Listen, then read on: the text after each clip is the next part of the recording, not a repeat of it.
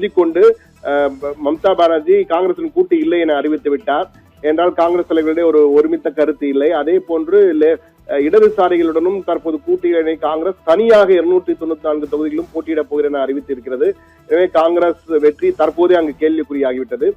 கேரளத்தை பொறுத்தமட்டிலே காங்கிரஸ் வெற்றி பெறுவதற்கு ஒரு நல்ல வாய்ப்பு இருக்கிறது. ஏனால் கடந்த 2 முறையும் தொடர்ந்து இடதுசாரிகள் ஆட்சி இருப்பதால் இந்த முறை நிச்சயமாக காங்கிரசுக்கு வாய்ப்பு இருக்கு கூறப்பட்ட நிலையில் தற்போது காங்கிரஸ் கட்சியின் மூத்த தலைவர்களில் ஒருவரான மணிசங்கர் ஐயர் தற்போது வெளிப்படையாக ஒரு கருத்தினை தெரிவித்திருக்கிறார்.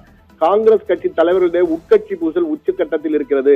கம்யூனிஸ்ட் கட்சி தலைவர்களிடையே இருக்கும் கருத்து வேறுபாடை விட காங்கிரசுக்குள்ளேயே இருக்கும் தலைவர்களிடையே கருத்து வேறுபாடு உச்சகட்டத்தில் இருப்பதால் நிச்சயமாக மீண்டும் இந்த உட்கட்சி குழப்பத்தால் இடதுசாரிகள் தான் மீண்டும் ஆட்சியை போன்றவர்களாம் பேசிக் கொண்டிருப்பதால் இந்த கூட்டணி இருக்குமா என்பதை தற்போது கேள்விக்குறியாகி கொண்டிருக்கிறது. ஆனால் கூட்டணி வேண்டும் என பெரும்பாலான தலைவர்கள் விரும்புவதாக கூறுகிறார்கள். ஆனால் சில தலைவர்கள் அவர்களுடைய உரிமையை கேட்பதால் பல குழப்பங்கள் ஏற்பட்டுக் கொண்டிருக்கின்றன.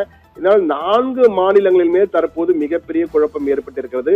மம்தா பானர்ஜி அதிரடியாக ஒரு கருத்தினை கூறியிருக்கிறார். அதாவது ராகுல் காந்தி சரியான முடிவுகளை எடுப்பதில் திணறிக் கொண்டிருக்கிறார், தீர்வு காண வேண்டும். ஏனென்றால் காங்கிரஸ் கட்சி செய்கின்ற தவறுகளால் பாஜக ஆட்சியை பிடித்துக் கொண்டு வளர்ந்து கொண்டிருக்க என்பதை காங்கிரஸ் மறந்து விடுகிறது.